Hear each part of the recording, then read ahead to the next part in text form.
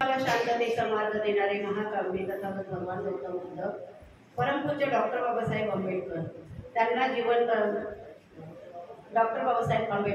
जीवनभर साथ देणाऱ्या माता भीमाई, माता रमाई, माता यशोधरा, माता सावित्रीबाई फुले यांच्या प्रतिमेस श्रीवार अभिवादन। तसेच तमाम बुद्धांची मातृसंस्था the Buddhist Society of India अर्थात भारतीय बौद्ध महासभेच्या 3ऱ्या राष्ट्रीय अध्यक्षा आदरणीय महाउपासिका मीराबाईजी आंबेडकर यांच्या अश्वगतीने चाललेल्या धर्मकार्यास माझा सविनय जय भीम। तसेच केंद्रीय पदाधिकारी, हेडक्वार्टर्स सचिव एम आचार्य गुरुजी, तसेच आपल्या वार्ड शाखेतील अध्यक्ष आदरणीय धम्मानंदजी रायबोले आणि इथे जमलेले वार्ड शाखेचे सर्व पदाधिकारी, पदाधिकाऱ्यांना माझा सहस्र जय भीम। तसेच इथे उपस्थित असलेले सर्व तालुका पदाधिकारी महिला, आमच्या भारतीताई, मासीताई, अमृपालीताई, स्वातीताई अशा सर्वांना माझा सहस्र जय भीम। तसेच इथे उपस्थित असलेले सर्व उपासक उपासिका, बालबालिका त्यांनाही माझा सहस्र जय भीम। माझे विषयाचे नाव आहे बौद्धांचे सण व मंगल दिन आणि मी आज वर्षवासातील मंगल असे 5वे पुष्प गुंफत आहे।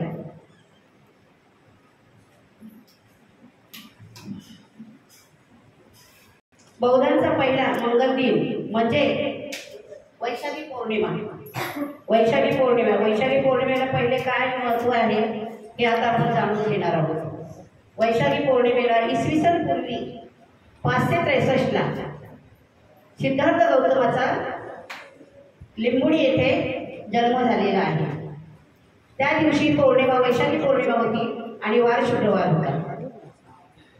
हा पहिला आपण वर्षवसाचा याचा पौर्णिमेचा पहिला महत्त्व आपण पाहिलेला आहे। आता दुसरं महत्त्व असं आहे, इसवी सन पूर्वी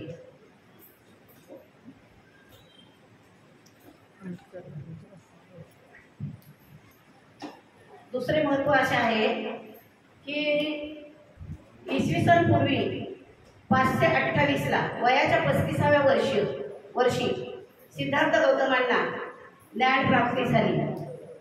त्या दिवशी वार बुधवार होता आणि वैशाखी पौर्णिमा होती।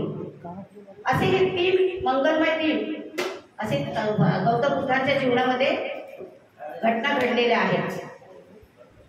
आता आपण तिसरा पाहूया। तर सिद्धार्थ गौतमांना, तथागत गौतम बुद्धांना 80व्या वर्षी महापरिनिर्वाण त्यांचे झालेले आहे। कुशीनारा येथे महापरिनिर्वाण झालेले आहे। असे हे 3 मंगल दिन त्या दिवशी घडलेले आहेत आणि हे अशा प्रकारे हे आपले सण व मंगल दिन आहेत। दुसरे महत्त्व असे आहे की वैशाखी पौर्णिमेचा महत्त्व शाक्य आणि कोलीय ह्या दोन्ही संघामध्ये त्यांच्या रोहिणी नदीच्या पाण्यावरून तांडा चाललेला असतो। तो तांडा फार विकोपाला पोचतो आणि तो विकोपाला पोचल्यानंतर संघाने असा ठराव केला की युद्ध करायला पाहिजे, सिद्धार्थाने युद्ध करायला पाहिजे। पण सिद्धार्थ त्या गोष्टीला मंजूर होत नाही, त्यांनी तो ठराव नाकारतात। त्यासाठी मग त्यांना ग्रहत्याग करावा लागतो। त्यासाठी त्यांनी ग्रहत्याग केलेला आहे। असा हा एक त्यातला एक मंगल दिन व सण आहे। वैशाखी पौर्णिमेला 80व्या वर्षी कुशीनारा येथे इसवी सन पूर्वी 483 तथागत भगवान बुद्धांचा महापरिनिर्वाण झालेले आहे। दुसरा सण व मंगल दिन म्हणजे धम्मचक्र परिवर्तन दिन म्हणजे अशोका विजयादशमी म्हणून साजरा केला जातो। या दिवशी डॉक्टर बाबासाहेब आंबेडकरांनी नागपूर येथे स्वतः धम्मदीक्षा घेतली आणि 5 लाख लोकांना धम्मदीक्षा दिलेली आहे। अशा कारणाने आणि भारतात बौद्ध धर्माचा पुन्हा पुनर्विक असे भारतातील कोटी कोटी कोटी दलित पीडित जनतेला जातीयतेतून अंधश्रद्धेतून मुक्त केले म्हणून तो आमचा मुक्तिदिन पण आहे. त्याला आपण मुक्तिदिन पण म्हणतो. आपला मुक्तिदिन आहे. त्यासाठी आपण आपला मंगल दिन व सण आहे. पौर्णिमेला जयंती बौद्ध जयंती असते. बौद्ध जयंतीला लोक म्हणजे आपण गोडधोड घरात काहीतरी बनवतो, दारात सडा रांगोळ्या घालतो आणि मिरवणुका वगैरे काढल्या जातात. पुन्हा व्याख्यानं होतात. विहारात आपण वंदना व पूजापाठ घेतो. अशा प्रकारे आपण हा सण साजरा करतो. आता आपण 14 एप्रिल पाहूया. 14 एप्रिल डॉक्टर बाबासाहेब आंबेडकरांचा जन्मदिन म्हणून जयंती म्हणून आपण साजरा केला जातो. त्या दिवशी 1891ला मध्य प्रदेश येथे डॉक्टर बाबासाहेब आंबेडकरांचा जन्म झाला आहे. त्यांनी त्या देशातील कोटी कोटी दलित पीडित शोषितांना समता मानवता दिलेली आहे. त्यांना शिक्षणाचा अधिकार दिला, प्रगतीचा मार्ग दाखवला. त्यांच्यामुळे आज देशातील दलित पीडित समाज प्रगती करू शकला, सन्मानित जीवन जगू लागला आहे. म्हणून आज दिवस डॉक्टर बाबासाहेब आंबेडकरांची जयंती म्हणून आपण जगभर साजरी केली जाते. आता आपल्याला माहिती आहे, आपण आपल्या विहारातच किती मोठी जयंती साजरी करतो, मिरवणुका काढतो. त्या दिवशी सर्व मुलं घरातले लोक नवीन कपडे घेतात. दारात रांगोळ्या, सडा रांगोळ्या, पुन्हा दिवे लावतो, पताके लावतो. आपण हा दिवाळीसारखा तो सण आपण इथे साजरा करतो. आपली मिरवणुका निघतात. पुन्हा लेझिम पथक असतं आपलं. बरेचसे आपण चांगल्या हा सण साजरा करतो. तर माता रमाईची जयंती 7 फेब्रुवारी 1898 या दिवशी माता रमाईचा जन्म वडंगगाव तालुका दापोली जिल्हा रत्नागिरी येथे झाला. माता रमाईने डॉक्टर बाबासाहेब आंबेडकर यांच्या जीवनात फार मोठी मोलाची साथ दिली. उपाशी तापाशी राहून कष्ट उपसले, गवऱ्या कापल्या आणि संसार चालवला. त्या माता रमाईचे 27 मे 1935ला निधन झाले. अशा या माता रमाई कोटी कोटी दलित पीडितांच्या माता ठरली. त्यांच्या त्यागाची व गुणाची आठवण म्हणून 7 फेब्रुवारीला माता रमाई जयंती म्हणून आपण साजरी केली जाते.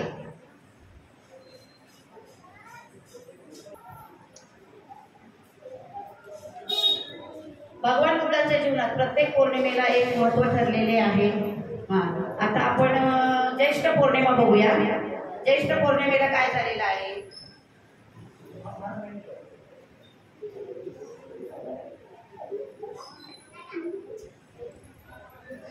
ज्येष्ठ पौर्णिमेला ज्ञानप्राप्तीनंतर पहिल्या महिन्यात ज्येष्ठ पौर्णिमेला ब्रह्मदेशाचे 2 व्यापारी, त्या 2 व्यापाऱ्यांना तपस्वी आणि बदली या दोघांना भगवान बुद्धाने दुपारी जेवणाचा आग्रह केला व त्यांना भोजनदान दिले.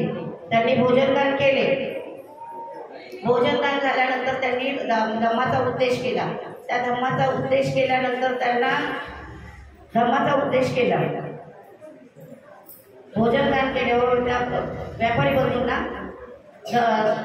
उपदेश केला व ते तथागतांचे उपासक झाले. भगवान बुद्धाकडे आले व आठवण म्हणून त्यांनी शरीर धातू द्या म्हणून सांगितलं. तुमच्या शरीरातला एक धातू द्या. मग त्यांनी आपल्या केसातल्या, आपल्या गाठीतल्या 8 केस त्या व्यापाऱ्यांना दिलेले आहेत. त्या व्यापाऱ्यांनी ते 8 केस घेऊन ते ब्रह्मदेशामध्ये गेले आणि तिथे 150 फूट असा उंच असा एक स्तूप बांधला, विहार बांधले. ते रंगोळी येथे रंगोळी राजधानीमध्ये आहे तो स्तूप. रंगोळी राजधानीमध्ये त्याला सुवर्ण मंदिरही म्हणतात, कारण त्याला सोन्याचे पत्रे लावलेले आहेत म्हणून त्याला सुवर्ण मंदिर असेही म्हणतात. तिसरा आपण घेऊया. सम्राट अशोकाने बुद्ध धर्माचा स्वीकार केला. करण्यासाठी आपला पुत्र महामहेंद्र आणि मुलगी संघमित्रा या दोघांना बुद्धगयेला पाठवून त्या बुद्धगयेला पाठवलं व बुद्धगयेला जाऊन त्यांनी बौद्ध वृक्षाची फांदी घेऊन आले व ते पुन्हा श्रीलंकेला गेले. श्रीलंकेला जाऊन तिथे ते भिक्खू आणि भिक्षुणी झाले आणि त्यांनी तिथून ती श्रीलंकेला दिलेली जे बौद्ध वृक्षाची फांदी होती त्याचं रोपण केलं, म्हणजे ते तिथे रोपण केलं ते.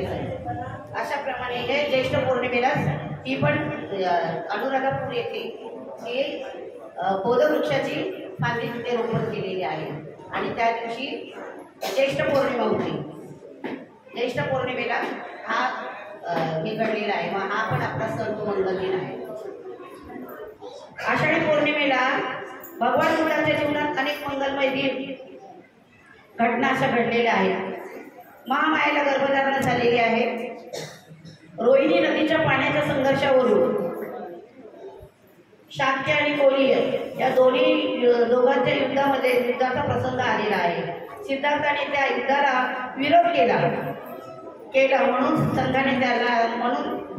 म्हणून संघाने सिद्धार्थ गौतमाला दोषी ठरवले होते. त्या कारणाने सिद्धार्थ गौतमाने गृहत्याग केला होता. तो दिवस आषाढी पौर्णिमेचा होता आणि आषाढी पौर्णिमेला दुसरी एक अशी घटना घडलेली आहे की आपला वर्षवासाचा प्रारंभ चालू होतो म्हणजे गुरुपौर्णिमेला आपला वर्षवासाचा प्रारंभ सुरू होतो, म्हणजे सुरुवात होते. अशा प्रकारे हे आषाढ पौर्णिमा हे पण आपल्यासाठी सर्व मंगल दिन आहे. धम्माचा उदय म्हणजे काय? विकास होणे, म्हणून धम्माचा उदय दिन म्हणून तिसरे कारण गया येथे पिंपळाच्या वृक्षाखाली ज्ञान प्राप्ती झाल्यावर ते ज्ञान कोणाला घ्यावे असा त्यांना विचार आला. विचार करीत असताना त्यांना त्यांच्या 5 परिवर्जकांची आठवण झाली. ते 5 परिवर्जक कोण होते? महानाम, अश्वजी, कौंडिन्य, वस्व आणि भद्रिय हे 5 परिवर्जक होते. ते तिथे सारनाथला गेल्यानंतर मृगदैवळ ऋषीपथन या स्थळी 5 लोकांना त्यांनी धम्माचा सार सांगितला म्हणून त्याला सारनाथ असे हे नाव पडलेले आहे. आता श्रावणी पौर्णिमा आपण पाहूया. श्रावणी पौर्णिमेला काय घडले आहे? श्रावणी पौर्णिमेला भगवान बुद्धाच्या जीवनात महान ठरलेले आहे. श्रावस्ती नगरीमध्ये अंगुलीमाल नावाचा एक माणसाने 999 माणसाची हत्या केली होती. श्रावस्तीमध्ये लोक भयभीत झाले होते.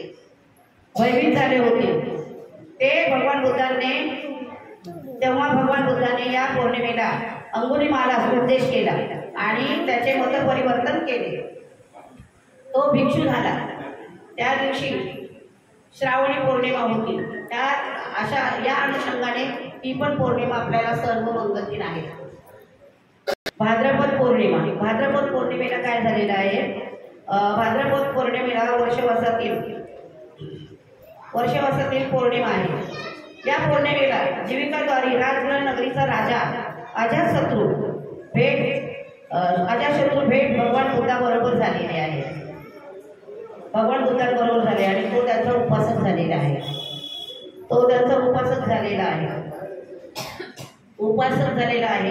तो उपवास व्रत धारण करणे, अष्टशील पालन करणे, धार्मिक स्थळांना भेटी द्याव्या, धम्म प्रवचने आयोजित करावे आणि श्रवण करावे. या काया वाचा मनाने निर्मळ जीवन जगण्याचा संकल्प करा आणि उपवासाचे प्रत्येक महिन्याचे 4 दिवस ठरलेले आहेत. कोणते आहेत? पौर्णिमा, अमावस्या, अष्टमी, चतुर्थी हे महिन्याचे 4 उपवास असतात. हे 4 उपवास आपण हे करतो. उपवास म्हणजे काय? उप म्हणजे जवळ आणि सत म्हणजे स्वतः जवळ राहणे. त्याला उपोषक असे म्हणतात. उपोषक असे म्हणतात. अश्विनी पौर्णिमेला भगवान बुद्धांचा भिक्षूला 3 महिने सुरू असलेला वर्षवास या पौर्णिमेला समाप्त होतो. उपासक उपासिका भिक्षूंना कठीण चिवरदान देतात, खीरदान करतात आणि भिक्खूंचा प्रसाराला निघतात. पौर्णिमेला भगवान बुद्धांनी भिक्षूंना एक उपदेशद्वारे सांगितले ते असे: चरित भिक्खवे चारिकम बहुजन हिताय बहुजन सुखाय देसे ते भिक्खवे आदि कल्याणम मज्ज कल्याणम परिसोथान कल्याणम. म्हणजे भिक्खूंनो चारी दिशेला जा चारिका करा आणि बहुजन हिताय सुखायाचा धम्म लोकांना घ्या. प्रारंभ कल्याणकार आहे आणि कल्याणकार आहे, अंतिम कल्याणकार आहे. या धम्म प्रवचनाने तुमचे कल्याण होणार आहे. सर्वांचे मंगल हो. अशा रीतीने हा पण आपला सण व मंगल दिन आहे. आता कार्तिक पौर्णिमेला असं एक घडलेलं आहे. कार्तिक पौर्णिमेला भगवान बुद्ध धम्माचा प्रचार व प्रसार करीत असताना वाराणसी नगरीमध्ये येतात. त्या नगरीमध्ये ती उच्च विद्याभूषित असे 3 बंधू होते. ते 3 बंधू होते. ते 3 बंधू संन्यासी होते. त्या संन्यासांनी आपल्या उर्वेला येथे पहिला भावाने उर्वेला येथे आपले जप करीत त्याने इथे आपलं आश्रम स्थापन केलं पहिल्या बंधूने. मग त्याला लोक उर्वेला कशाकशे म्हणून लोक त्यांना सर्वत्र ओळखू लागले आणि त्यांनी ती स्थापन केली व त्यांना 5 भिक्खू मिळाले, 5 शिष्य मिळाले. त्या मोठ्या भावाला संन्यासाला 500 भिक्षू मिळाले. नंतर दुसऱ्या भावाने पण असं जप करत त्यांनी असे हे केले, संन्यास घेतला व तो नैरंजना नदीकाठी तो तिथे गेला आणि त्याने तिथे तपश्चर्या केली आणि तिथे त्याने आपले आश्रम स्थापन केल्यानंतर त्यालाही 300 शिष्य मिळाले. तसेच मग आता तिसरा भाऊ, त्याचे नाव नदीकाश्यप होते. दुसऱ्या भावाचे नाव त्याला नैरंजना नदीकाठी त्याने तपश्चर्या केली म्हणून त्याला नदीकाश्यप असे म्हणतात. आणि आता तिसरा भाऊ हा गया येथे जाऊन त्याने पण संन्यास घेतला व गया येथे जाऊन त्याने पण तपस्या करून आपले जप करून त्याने पण एक आश्रम स्थापन केला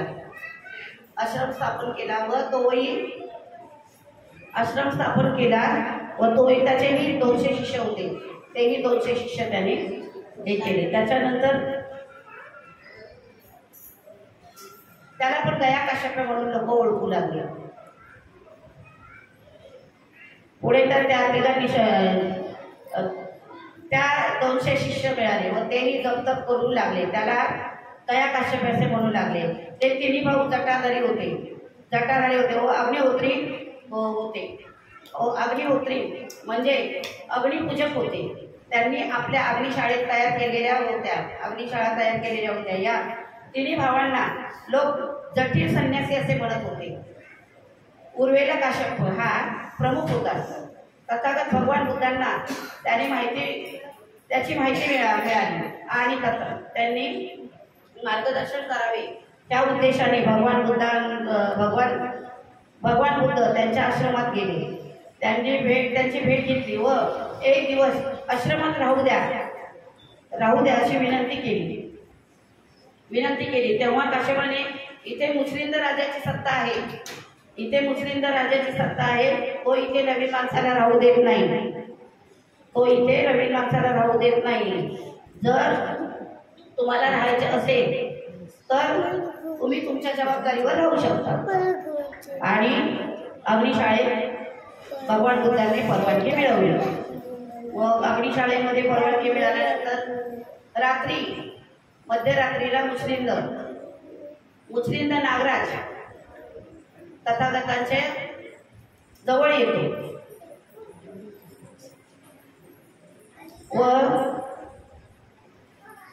मुस्लिम नागराज तथागतांच्या जवळ येतो व त्यांच्या तोंडातून विश्व कल्याणाचे मैत्री भावना करीत होते। त्यांच्या मुखातून प्राणीमात्रांच्या सुखाची कल्याणाची अमृतवाणी बाहेर पडत होती। ते ऐकून मुस्लिम राजा आणखी प्रभावित झाला। त्याचे मनातील राग, लोभ, ईर्षा संपूर्ण नष्ट झाली। तो सकाळपर्यंत भगवान बुद्धांना वंदन करत होता।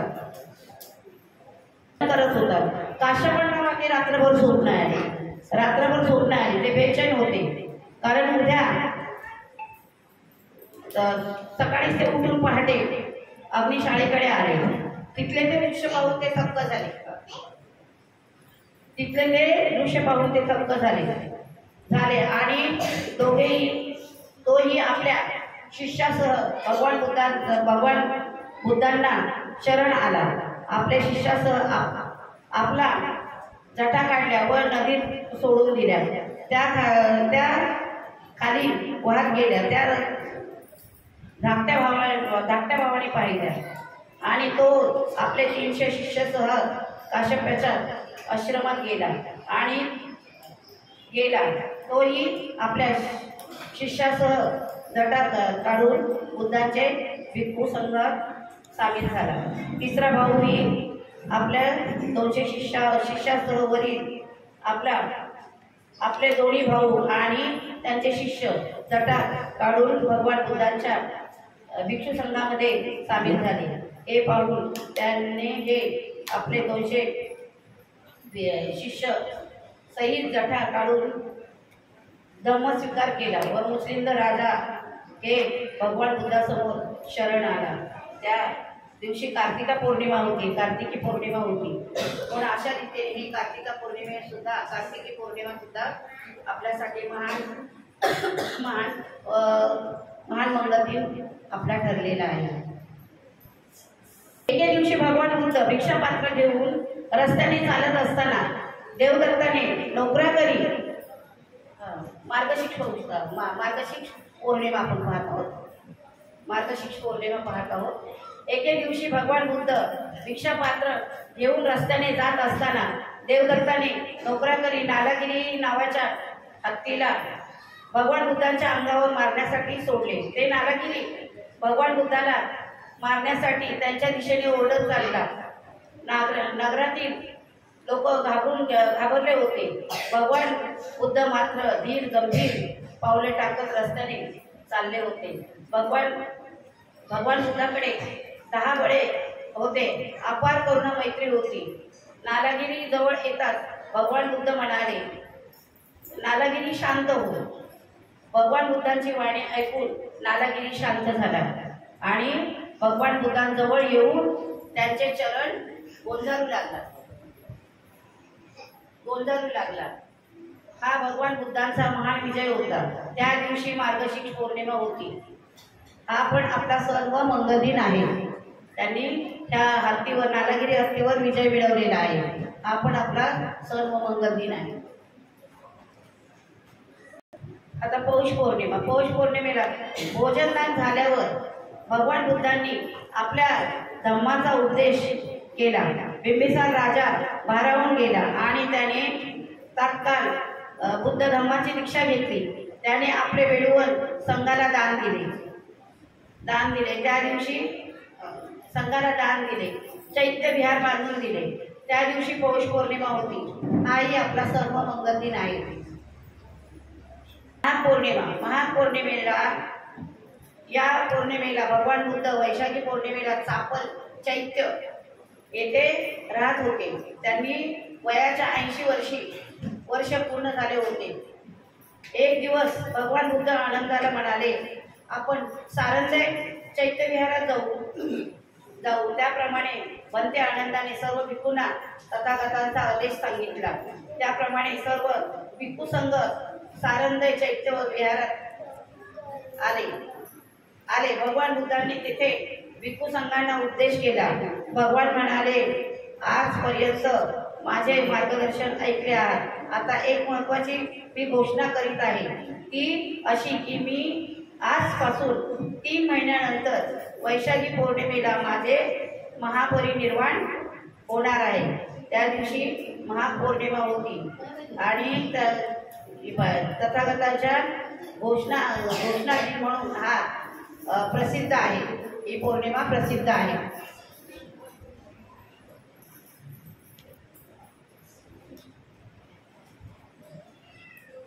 आता फाल्गुनी पौर्णिमा आपण बघूया. भगवान बुद्ध गेल्यावर राहुल घरी आला आणि आपल्या आईला म्हणाला, माझे पिताजी येणार आहेत ना, कुठे आहेत ते, असे त्याने यशोधराला विचारले. माता यशोधरा म्हणाली, ते बघ तुझे त्या संघामध्ये ते पिताजी ते बसलेले आहेत, जा त्यांना वारसा हक्क माग. मग राहुल परत जातो आणि वारसा हक्क मागतो. पिताश्री मला वारसा हक्क द्या, आपला वारसा हक्क द्या. तेव्हा तथागत म्हणतात, मी तुला वारसा हक्क देण्यासाठी तयार आहे बाळा, परंतु तू तुझ्या आईची परवानगी घेऊन ये. मग तो परवानगी घेण्यासाठी पुन्हा आईकडे जातो. माते तुझी परवानगी पाहिजे म्हणून. मग तो परत परवानगी घेऊन आई म्हणते, जा बाळा, तुला माझी परवानगी आहे. मग तो परत जातो आणि तिथे तथागतांना म्हणतो, मातेची परवानगी आहे, तुम्ही मला आपला वारसा द्या. मग तथागतांनी सारीपुत्र त्यांना सांगितले की त्यांचे राहुलाचे मुंडन करा, त्यांचे राजवस्त्र काढा आणि त्यांना चिवर घाला आणि त्यांच्या हातात भिक्षुपात्र दिलं. भिक्षापात्र दिल्यानंतर मग त्यांनी नंतर नंदाला विचारलं. नंद तथागताचे भिक्षापात्र घेऊन चालत असतो. तेव्हा नंदाला विचारलं, नंदा तू होशील का रे भिक्खू? तेव्हा तो म्हणतो, हा मी पण भिक्खू होईल. म्हणून मग त्या दोघांची त्या दिवशी संघ दीक्षा झालेली आहे. तो दिवसही आपला फाल्गुनी पौर्णिमेचा होता. तोही दिवस आपला सर्व मंगल दिन आहे. आता आपण चैत्र पौर्णिमा पाहणार आहोत. चैत्र पौर्णिमा या दिवशी सुजाताने बोधिसत्व सिद्धार्थ गौतमाला खीरदान करते. सिद्धार्थाचे शरीर अस्थिपिंजरा झालेलं असतं. अस्थिपिंजरा म्हणजे कसं, शरीर एकदम कुठं झालेलं असतं आणि जीर्ण म्हणजे आपल्या हाडाचे कसे सापड्याप्रमाणे अस्थिपिंजर झालेला होता. सुजाता ही सेनानी नावाच्या श्रीमंताची मुलगी होती. तिचे लग्न झाले होते पण तिला मूलबाळ होत नव्हते. मग तिने वटवृक्षाला नवस केला की मला मूल होऊ दे म्हणून. मग योगायोगाने तिला मूल झाल्यानंतर मुलगा झाला.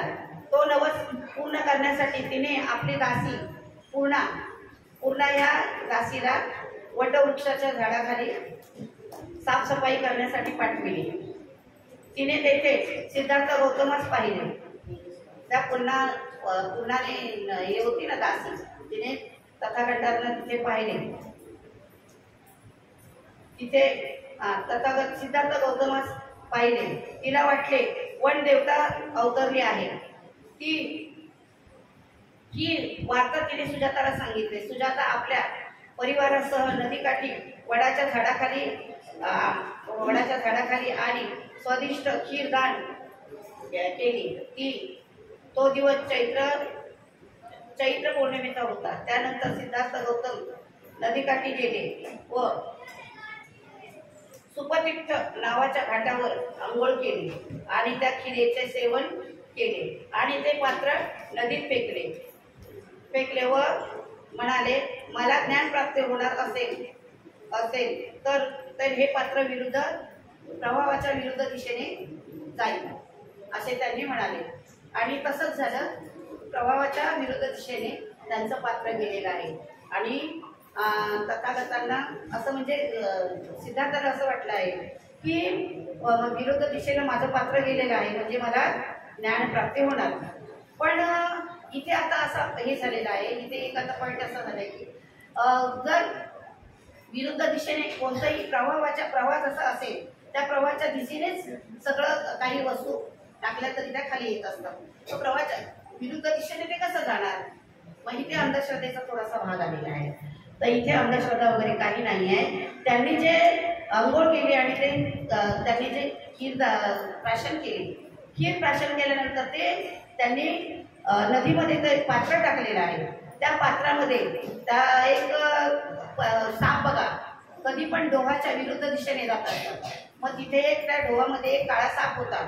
त्याने ते आपले दोन्ही दातामध्ये ते पात्र पकडले आणि त्यांनी विरुद्ध दिशेला नेले. आणि सिद्धार्थ गौतमांना असे वाटले की खरोखर मला आता ज्ञानप्राप्ती होणार. म्हणजे त्यांच्या मनाने असं त्यांना झालं की आता मला ज्ञानप्राप्ती होणार. आणि तसेच झाले. ज्ञानप्राप्ती 4 आठवड्यानंतर सिद्धार्थ गौतमांना ज्ञानप्राप्ती झालेली आहे. आणि माझ्याकडून काही चुकलं असेल तर मला क्षमा असावी. आणि एवढे बोलून माझे मी 2 शब्द इथे समाप्त करते. नमो बुद्धाय. जय भीम.